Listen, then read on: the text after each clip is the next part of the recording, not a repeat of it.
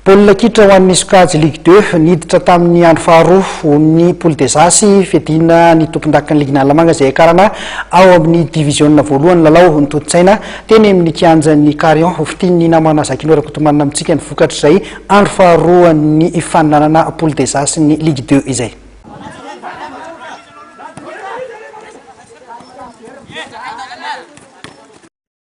Mifamafo be ny filarana vonjimaika amin'ny Poule des As ho an'ny sokajy Ligue 2 taranja baolina kitra eto Analamanga taorian'ny andro faharoa ny tanterahana alakamisy sy tolakandro teo tany Carion.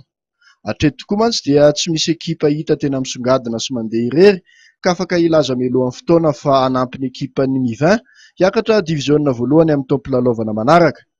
Taorian'ny andro voalohany dia nitarika vonjimaika aloha ny ekipan'ny FC Tana rehefa nahazo fandresena nanoloana ny ekipan'ny FC Ravinala. Ny ravatsala tamin'ny ekipan'ny FCCI indray nefa izy ireo teo amin'ny andro faharoa nataon'ny lakamisy io.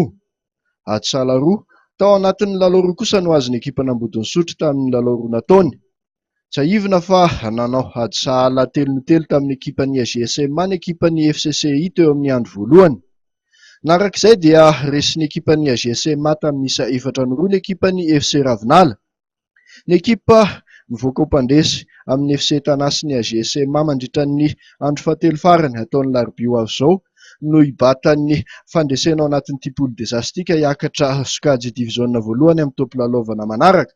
Raha toa kosa ka mirava atsala ireto ekipa roa ireto ka mandresy ny ekipan'ny FCCI dia izy ireo indray no tafavoaka amin'izany Poule des As izany. Efa tsy manana heritsika hiakarana dia intsony kosa ny ekipan'ny FC Ravinala satria resindroa.